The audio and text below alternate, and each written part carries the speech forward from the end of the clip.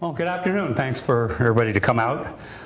What I'm going to present today is the fourth and final installment covering Reading's history, going from World War II to present. For those of you who did not see the earlier ones, we started off with actually Reading's pre-colonial history, colonial history, 19th century. We got all the way up to World War II. This one might be a little more familiar with a lot of people, but just a quick overview on some of the things that we covered in the town. And I know we've got a couple of new people here that may not be aware of some of our history. You got to realize Reading was part of Fairfield, and Fairfield was settled in 1639. The earliest settler, even though for many years we all assumed it was John Reed, and it's sort of a complex story of the naming of the town, but more recent research has shown that actually Reading's first European settler dates back to 1685. A fellow by the name of Nathan Gold. His house is actually still standing down on Reading Road, another recent revelation. Several other farms were set up in this area north of Cross Highway. It was referred to in some cases as the peculiar and ye undivided lands, and I'm trying to dispel this myth that it was once called the oblong. The oblong was a definite separate piece of land that ran along the western border of Connecticut that was in dispute between New York or the province of New York for close to 100 and some odd years. Somehow it got mixed in with our history, and it's one of those things that sort of spread like wildflower. 1711, John Reed shows up. He's buying land up in the area. He's buying land from other land grants. He's not getting land grants. Again, there's a lot of politics involved. Has to do with the fact that he's a supporter of the Church of England, which at the time was a big no-no within the colony.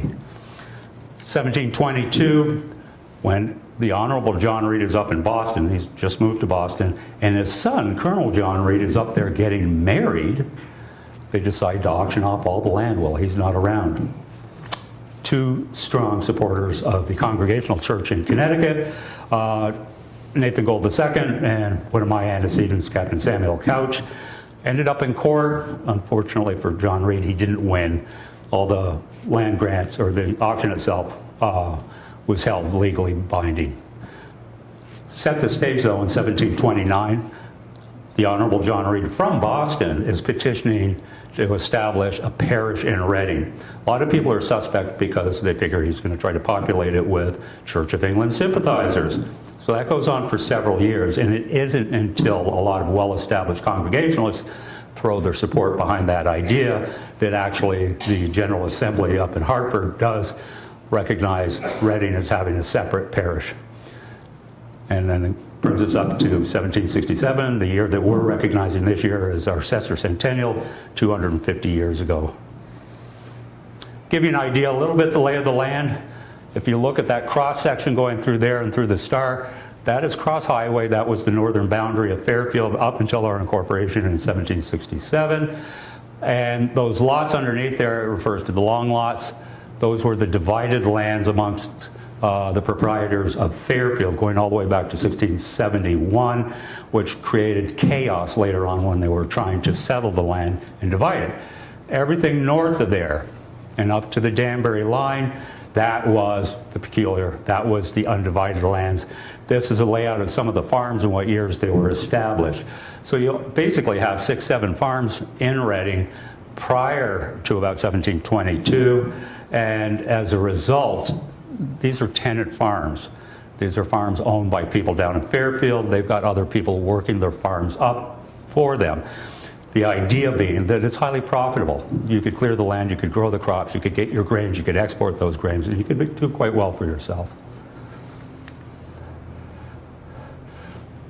Bring us fast forward, we'll sort of jump over 19th century.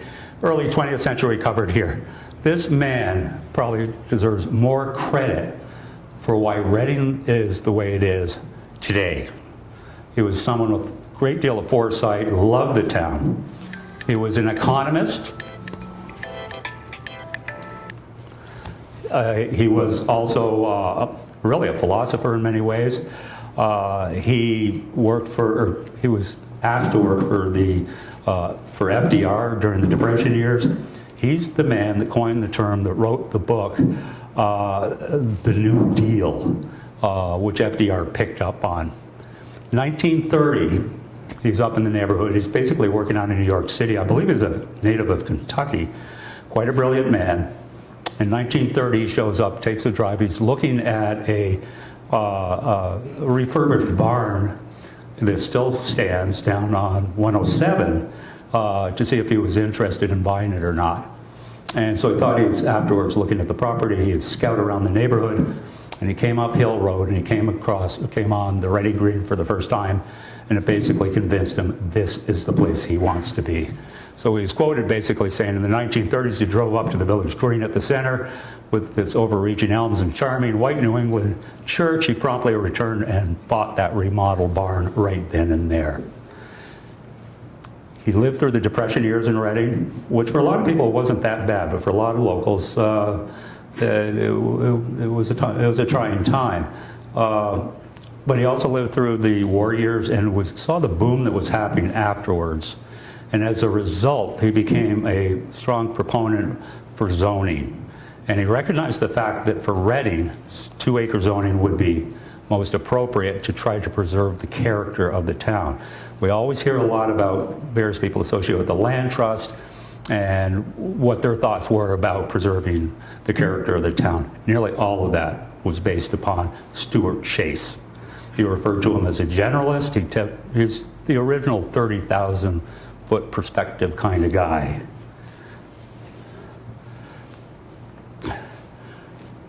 We get to World War II. Not a big impact on Reading for the most part. A number of the soldiers' wives ended up working in Bridgeport. You hear the stories out of Black Rock Turnpike and everyone carpooling to get down to their factory jobs down in Bridgeport. But this postcard, this is from a postcard image, is from about 1947. And what you have, excuse me, on the side is basically you have a memorial wall set up that's no longer there. That I was actually able to get a better copy, or not myself, but actually Michelle Grande from the town hall got a better copy of it. There's over 200 names on it. So at the time, in 1947, there were over 200 people, residents or native sons of Reading, living outside of town who had served within World War II. It is hoped that someday, and maybe we can give a kick in the keister to the selectman's office, that a permanent marker will be put up at some point to recognize all those that did serve in World War II. One of the things, and interestingly enough, this comes to fruition really at the start of World War II, is the flooding of the Saugatuck Reservoir. There was a big battle that went on through most of the 1930s after it was originally proposed about flooding the reservoir, which basically flooded some of the most scenic areas, one of the most scenic areas in Reading, the area of Reading that Mark Twain referred to as possibly the most beautiful place he'd ever seen. And it was a concerted effort, and there were a lot of big shots with a lot of money, throwing money and opposing it. But unfortunately, in the end, by 1940, the court cases were lost. I think, in hindsight, everybody recognizes that was a good thing for Reading because it preserved a lot of this space. 1945, addressing that, yes, over 200 Reading people associated with the war. 1948, a lot of people give credit to 1949. I went back on this. 1949 is the actual year that they opened up the Reading Elementary School. You want to jump ahead one slide? There's an aerial photograph from the early 50s. This school, at the time, the property was bought in the late 1930s. So before World War II, the town was recognizing the fact that they were going to have to build a much larger school than what was being accommodated at what we now know as the Reading Town Hall, that was Hill Academy. And they built this structure here at a cost of over $250,000, which was big bucks back at the time. I had the opportunity about a year and a half ago to do a walkthrough with the president of principal of Reading Elementary School, and because she had a lot of questions about the construction and whether actually there was a bomb shelter built into it. And what I was able to find out was this building is built entirely of concrete. The walls, the ceilings, the floors, the doors are double thick.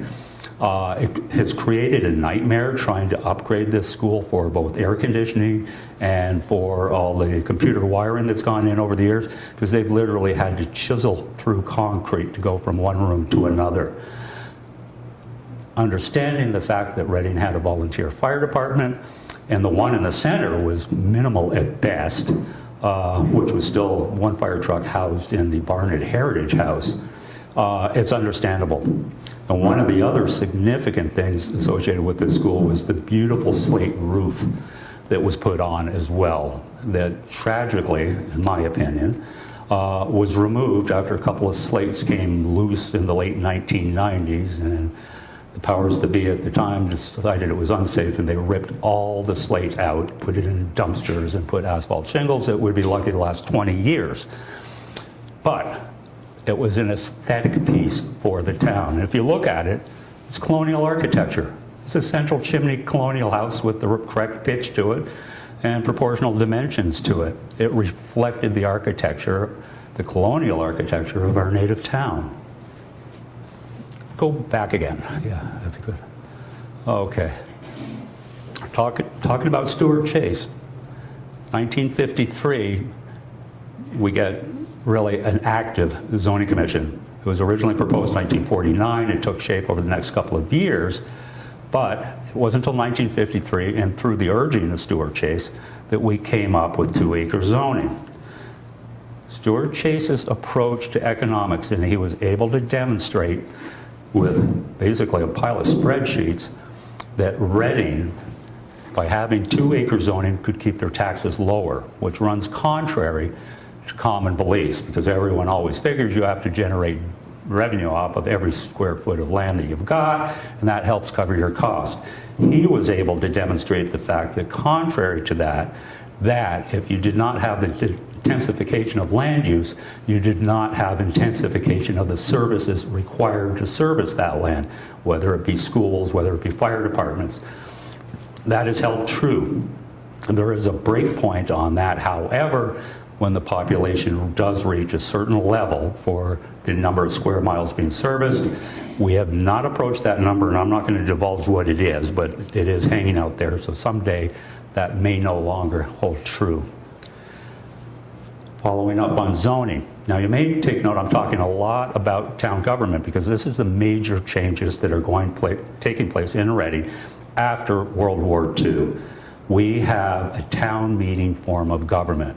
Okay, you go to the town meetings, you put your input there, and the selectmen base their opinions and make their decisions upon the input from the public in that town meeting, and if need be, then it goes to a referendum. This is the oldest form of government we have within the Northeast United States. It originates out of basically Boston, going back to 1630, and it was something the settlers of Connecticut that came out of Boston carried with them. We still have that form of government here within our town. 1957, they recognized the fact that we're going to have subdivisions. Again, Stuart Chase is instrumental in pushing this forward. His mantra at the time, which was oft quoted, was no Levittown on the Saugatuck. Someone had proposed earlier for a massive subdivision up on Sunset Hill of half-acre lots up there. And actually, some of those lots did go through. And if you're familiar with Pheasant Ridge and a couple of the other, I think what's the other one, Sunnyview Drive up there, there are a number of properties up there that still have small lots.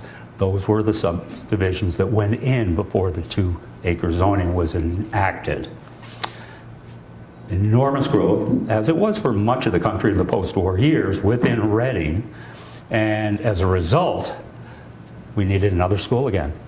People, or the students I should say, from Reading up until 1959 primarily went to Danbury High School. They were bused into Danbury. Some from the southern part of town and down towards Georgetown went to Norwalk High School. People recognized there was going to be a need for a high school, but, and you could, next slide. Oops, one more, there we go. Recognizing the fact that there was going to be a need for another school, we didn't have the population really to carry it, and we were sort of on the threshold of it. Interestingly enough, Easton was in the same predicament, and so they had set up a committee several years before that to investigate having a regional high school. And it's worked out all these years. So here is shortly after completion, I believe this is 1960, wintertime, of the high school, which isn't all that much different than what we have today, although there's been several additions put on, and there are sure a lot more playing fields.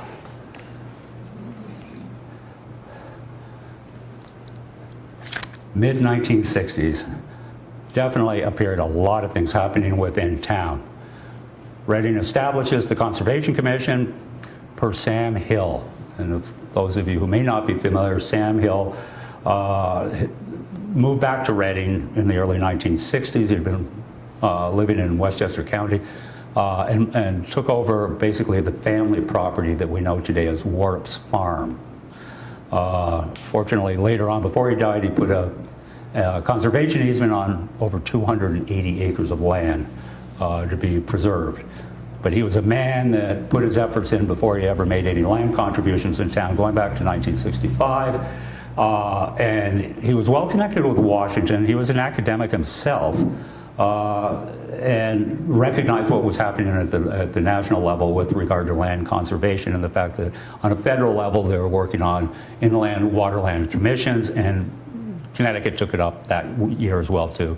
And so he did not hesitate to get, and with the support again, Stuart Chase, getting the Reading Conservation Commission going so that they can enact all the enabling legislation that was coming out of Hartford to protect the lands as we know them today. But it was also Sam Hill that made the recommendation that they establish a land trust. He saw the limitations of what you could do with the commission, but he also saw the possibilities of establishing a land trust to address trying to save all those pieces of property, and to also give a viable institution to be able to apply for the land grants that were coming out of Washington at the time.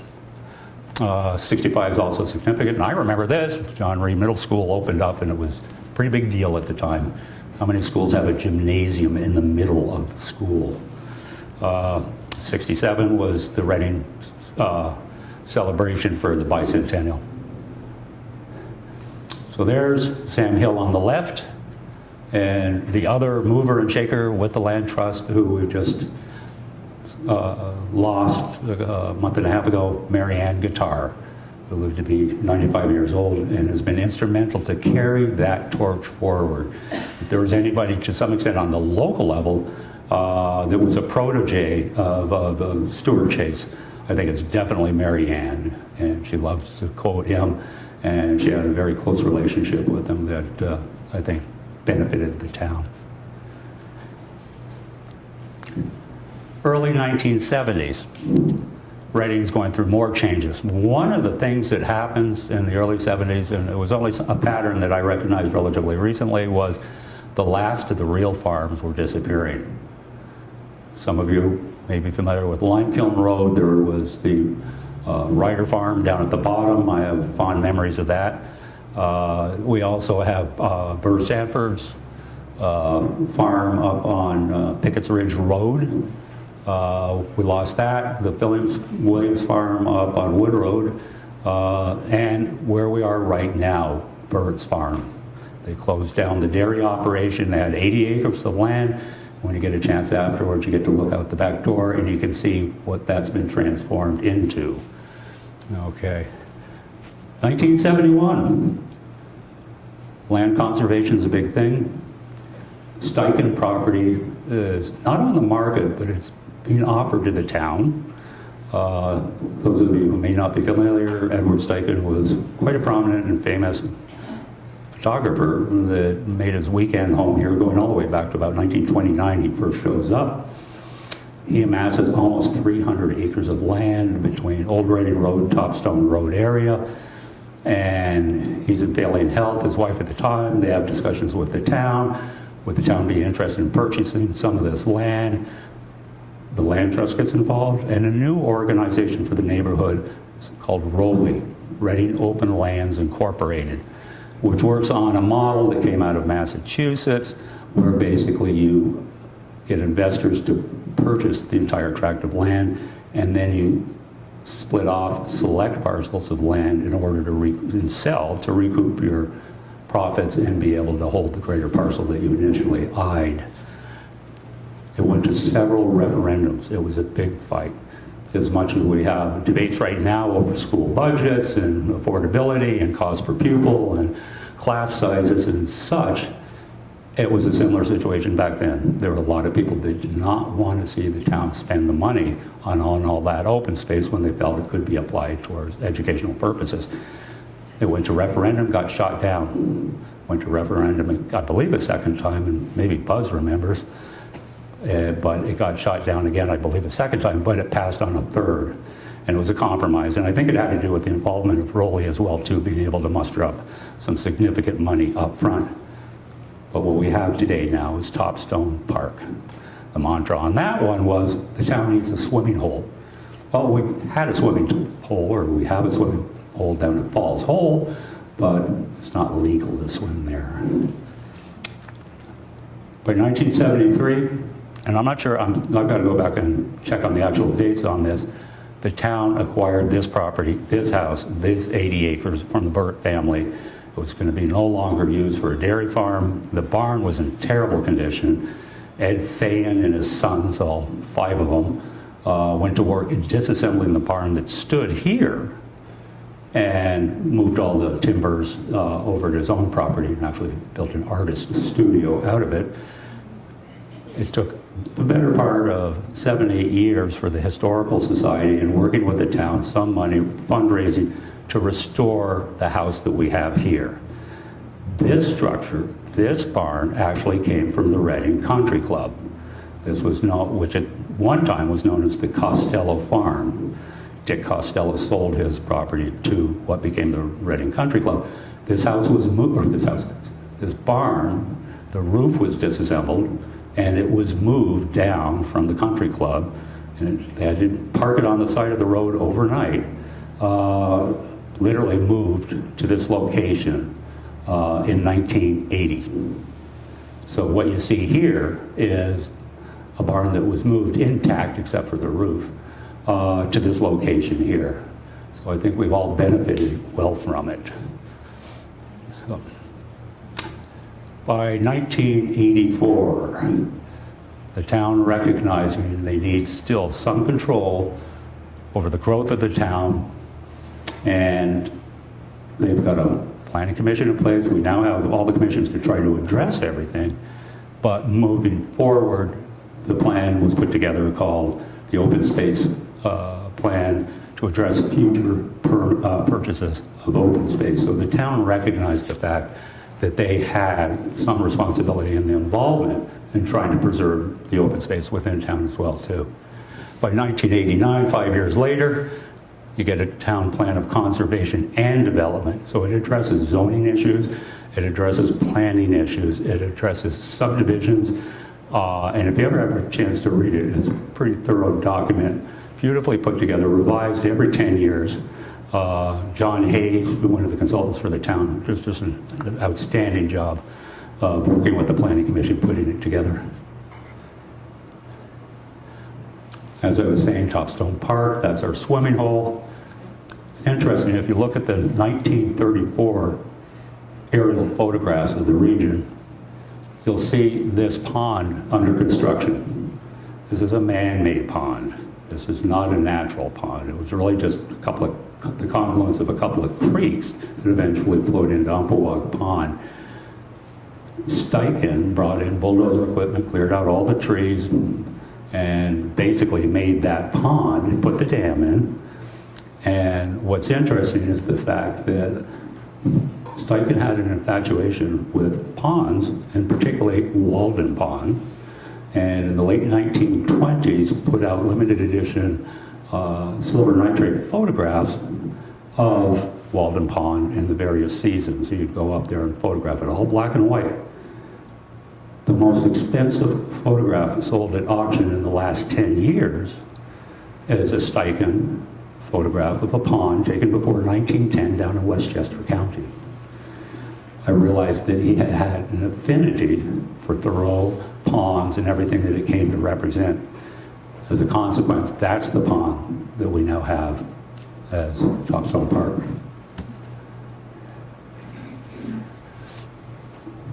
Reading's ability to keep moving forward is always going to be a challenge. A lot of it has to do with the fact that we have no industry per se.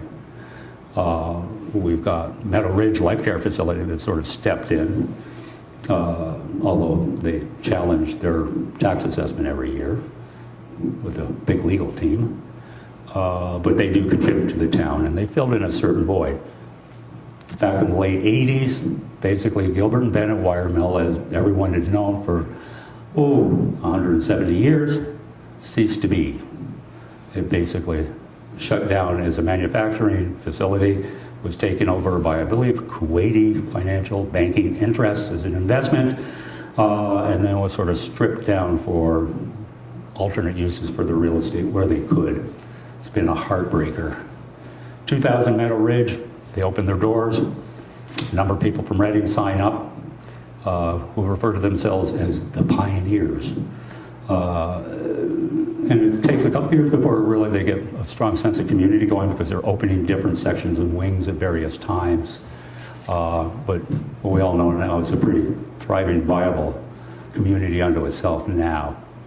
2002, the community center's built. Our 80 acres in the belt or in the back that had been excuse me, set aside for such purposes. And there have been several committees set up to determine how to use that land beforehand. And in the mid-1990s, the first selectman at the time, Hank Balawa, under actually quite a bit of pressure, proposed a seniors housing complex back here. And they actually had plans drawn up for individual little retirement houses and cottages, you might say, sort of akin to what Masonic puts together in their Ashlar villages. Went to referendum, did not pass. Then it came up about, okay, how do we best utilize this land? There was a lot of momentum already going.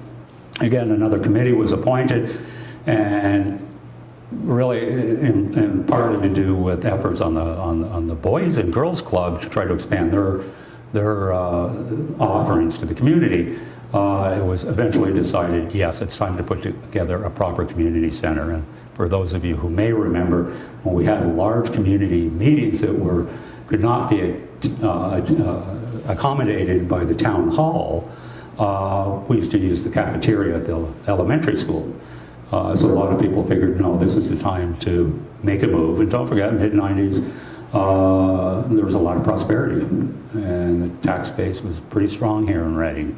That's why we got an expansion of the John Reed Middle School, later on an expansion of Joel Barlow High School, rebuilding the town hall, and geez, we were on a roll. Why not get a nice big new community center? And so that's what we got. And I don't think anybody regrets that at this point here. Go forward again. 2002 is when Steve Solar comes to town. Steve Solar is heading up a company called Georgetown Land Development. He has worked with brownfields. Is this too fuzzy here? Okay, no, okay. He's worked with another refurbishing what's known as a heavily polluted brownfield site in New Jersey, put in residential housing, and also remediated the toxic nature of that environment. And came in to Georgetown, recognized the potential, and using his past experience, the idea was to be able to remove the toxicity associated with the wire mill operations and make a going concern within the area here, and a mixed-use one. It wasn't just residential, it was going to be commercial, retail. It fell into something that was known as new urbanism, which was a model of urban development developed by a gentleman down south by the name of Duane, who had received accolades and national, actually international recognition of what he was able to design and accomplish for these nicely contained, low impact and low environmental impact communities. And so Reading went through a charrette process. There were open meetings, the public was invited, we want your input, and it all looked good, it all looked promising, but it started to slacken off by 2007. He was looking for more outside investors to help him along with it. And then the crash of 2008 occurred, and it basically put the kibosh on the whole deal. And those of you paying attention now, it's still a topical issue. It is something that is a driving force on the direction that this town takes moving forward. We've addressed open space well, although it's not complete. The town structure and nature, government is on, in my opinion, a good track, but we have this legacy of the Gilbert and Bennett wire mill that's really sort of hanging around taxpayers' necks right now, something our first selectman's trying to address. We got ourselves into a little bit of a pickle with something called a special taxing district that we're trying to figure out how to handle as well too. But I think everybody is in common support that for us to move forward, something has to be done properly with Georgetown. So, and I'll leave it at that. And questions, anything? One more slide. I think we're getting overhead of Georgetown. There we go. So that's the current state of the Gilbert and Bennett wire mill. I should also like to point out the fact that one of the things I found distressing over the years, which got sort of pushed to the side by Steve Solar and Georgetown Land Development, that entire site is on the National Register of Historic Places. Everyone sort of snowballed over it. And the hard part is we do not have a commission that oversees our historic districts. And that's in Reading, and that's all in Reading. We also have in the center of town, an historic district as well too. Again, we have no oversight for that. A little bit of history to it was there was opposition to putting in a historic district in the center of town. Certain people were fearful that they wouldn't be able to paint their shutters green if they wanted to paint them, which wasn't quite true. But the compromise, Betty Varco, the late Betty Varco, a wonderful woman from West Reading, who spearheaded that for many years, to the opposition of actually some people who have been within the Historical Society, was that will allow the historic district to be enacted, take place, get registered, but there will be no formal oversight on it. As a result, it leaves us sort of in awkward situations at times. Best example is the communication tower that went up at the police department recently, where there was, in my opinion, not adequate consultation on it, but as a result, it was sort of snowballed through. And to me, we've got a bit of an eyesore there that quite possibly, I can't say for sure, could have been avoided had we had a proper district commission or committee to oversee, to monitor that. And that's my 2 cents worth. Okay. Questions? Yep. Could you trace the arc of the population in Reading from way back, just general numbers? By the time Reading was incorporated, it was about 1,100 people, under 1,200 people in town, which is a pretty hefty number at the time. You got to realize at that time, New York City was 20,000. So we represent about 5% of what New York City was. Most of the land was occupied, most of the land was being farmed. You see a gradual increase until about 1800, and then it sort of dips a little bit again because you've got the migration out of town. You've got people going to new lands upstate New York, New Hampshire, Vermont. And then it picks up again by 1820. And by 1850, it peaks, I'm trying to remember, 1,400 and change. And a lot of that has to do because of industry. So Reading, concurrent with the broader national industrial revolution, Reading's jumping in on that. There's all these little mills established, all the rivers, the major rivers. You've got to figure we've got 3 major rivers, including Norwalk, but you've got the Saugatuck River and then the Aspetuck River.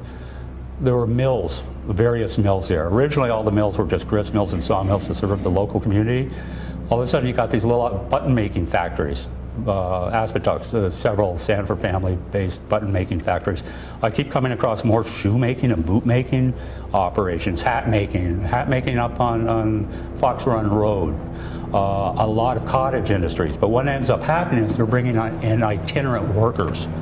You see this especially in what we refer to now as Poverty Hollow.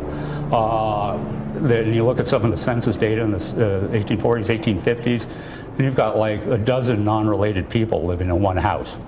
And you know that they're all working in the local factories in there. The Sanford family had a big foundry down that way too. But a lot of them we'd refer to today as being cottage industries, but a lot of them, they would, employ 3 or 4 people. So by 1850, the population peaks. And then we go to war, 1860, the population's on the decline again. And doesn't bounce back until actually, I believe, the 1920s, where it gets back over 1,100 again.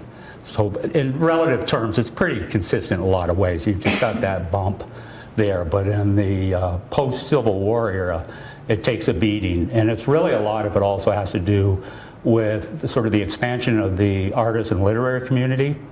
That starts, before 1910, and we know about Mark Twain and Jeanette Gilder, and literary people start to show up in town. But most of them are weekenders. But then you see some of those people through the 1920s, and by the time they hit the Depression, some of these people are here full time, because a lot of them have lost whatever they've had. And a great example, and I don't mind mentioning this, was the McCready family. As a great example. They were well off, living in Westchester County. They had an apartment in New York City. He was a big ag guy for Condé Nast, but his wife had money of her own, and she decided she wanted a little house in Connecticut.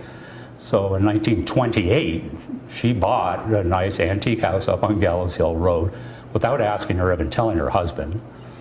It turned out to be their godsend, their savior, because they lost everything in the Depression. After 1929, they lost the Westchester house, they lost the apartment, everything. They went down.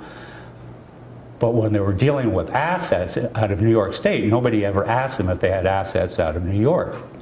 So they just didn't tell them, we've got this little house with 80 acres of land in Reading, Connecticut. That turned out to be their residence for the rest of their lives. So, that's getting pushed into that. But there's other stories, too, that I know of people through the Depression years that turned their weekend properties into full-time residences because they couldn't carry real estate elsewhere. So, yeah. Yeah, Buzz? Well, Charlie, with the development of Stamford from essentially a mill town that made Yale locks Yeah. to a suburban office center, it changed the radius of commutability significantly. And when that happened, I think it had a distinct effect on Reading and other communities that were now in commutable distance from a significant industry in which a lot of people work. And I know, I knew some of the people who developed Stanford. We got here in '71, and you could just see what had happened. Of course, the old artists community from Westport, all that business, most of the people who, if you say were non-agriculturalists, were often artists because it was too difficult to get to New York. There was no other really intellectual center. And so there was a lot of that going on. And then when Stanford came along, it was a major change. And that's when all kind of things like the Conservation Commission, the Planning Commission, and all these sensible heads here decided they better get organized because it was the new wave of the demographic location of the town. Yeah, it gets something a little bit closer. My father was a classic example of commuting in the train, getting up at 5:30 in the morning, getting home late at night. But everybody burned out. He lasted, I think, 6 years. And then started up his own operation. But I've seen that with a lot of people. I mean, the commuters to New York, are a small fraction, I think, of what it used to be. And like you say, I think Stamford, and I used to commute corporate Stamford as well, too. Yeah, I think you're absolutely correct in that. at some point I was hoping to try to do a breakdown, because it's interesting when you look at the grand list and the town hall, they divided, they don't anymore, going back to actually the late 1800s, they divided the tax base as to residents and non-residents. And you can actually tabulate, you know, total assets and taxable estates within the community for those that are living out of town versus those that are permanent residents within town. It'd be nice to take a look at how that shifted over the years. But yeah, Reading's been an appealing town from the get-go. The movie that came out a couple of years ago, oh God, I'm trying to think of the actors. I don't pay much attention to that sort of stuff. Revolutionary Road, and it's based on a novel written by a gentleman by the name of Yates, and it had the 2 stars from the movie Titanic, if anybody wants to help me who they are. Yeah. Caprio. Yeah, thank you. So they starred in the movie, and it's a tragic movie, but it's a statement on early 1950s suburbia. Yates was living on Old Reading Road when he wrote that book, okay? I realized it's really not about Reading. It's more modeled upon Darien in this post-war suburban society, but more recently came across Ridgefield and one of the subdivisions that was proposed in Ridgefield in the early 1950s, where it was Revolutionary Road was one of them. You know, Patriots Way, it was all this sort of Revolutionary War allusions to everything that was coming up. The subdivision never came through as it was proposed, and then I was wondering if that had an influence on Yates as well, too, when he did that. The point being that there was this 1950s environment of commuters that was prevalent in Reading, but Reading never really succumbed to, you know, that approach to development such as Ridgefield took, and and definitely the shoreline communities took as well too. And again, I think it's the visionary ideas of Stuart Chase and a lot of other people through the 50s, because don't forget, during the 1950s, Sam Hill wasn't on the scene, Mary Ann wasn't. He was sort of the lone wolf out there constantly trying to cry out and say, this is what you can do to try to keep your community as rural and beautiful and nice as it is, and keep your taxes lower. So we give credit there. Yep. Is Mr. Chase related to the Chase financial family? Not that I'm aware of. Not that I'm aware of. Yeah. I didn't check Wikipedia before I came over, but there was a time I looked back there. I think he's, you know, unrecognized for, I think, so, you know, contributions that he made on a national level, because he was an advisor to FDR at times. He understood what was going on through the Depression. A lot of people today would probably say he was a socialist, but he was a good man, and he did a lot of good for this community, and I consider him definitely the most significant individual within the community during the 20th century. Any more? Yep. Well, so the town took over this property from the Burts in 1973. Before that, this then was a working farm right here in the center of Reading, 80 acres of cattle, of dairy herds. Yep. Oh, that's just... And the milk was processed at Wayne Burt's property down on Cross Highway. Full facility there for pasteurization and homogenization and bottling. You know, I remember as a kid, home delivery, and our closest family friends, they got Burts Milk in these half-gallon glass jars, brown, and I didn't like it for whatever reason. And we had a debate in the family, and so we actually, back then, Borden's used to deliver milk as well too. So I was always happy to see Elsie the cow come down the road. Well, can you just quickly trace how the farms in this area of Connecticut started to be less, to disappear, related to when the bird Well, I think historically, definitely in the 20th century, making any farm viable is always a challenge. A lot has to do with the markets and the markets for the milk. Marcus Dairy, I haven't really checked this out, but Marcus Dairy, which used to have the Marcus Dairy Bar, and we still have the tower over by Whole Foods and all that, they became a big player in the region. So it may have been a competitive situation trying to keep a dairy farm going. And that's basically the only thing you could do here, especially after 1852 when the railway came through. Suddenly the demand changed because all of a sudden all the local farmers didn't worry so much about cash crops, and we have all heard about Fairfield County onions and some of the other specialty crops that were grown. They could ship their milk same day into New York City. They were still doing milk runs, Reading Ridge, with trucks picking up from the Williams farm. Most of the Burts milk, from what I gather, was used locally. But whether or not they could compete with some of the bigger operations. But I know through the 1950s, they were still taking truckloads of the milk cans, and some of the trucks, and they had contractors who would come around that would pick up the milk and drive it to Bridgeport, primarily for those up on the Ridge area.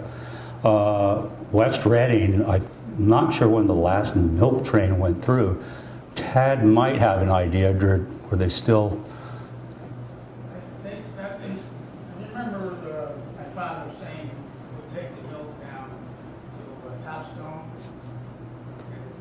and then changed, they took it out to Route 7.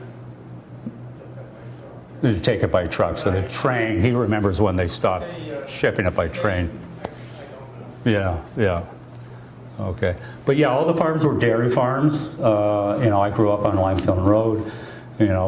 Memories of driving down to 107, Reading Road, and John Ryder out there with his polka dot engineer's cap, driving his tractor around, and all the cows. We'd always take note of the cows, because if the cows were lying down, and they'd clunch up, we'd all say, oh, it's going to rain.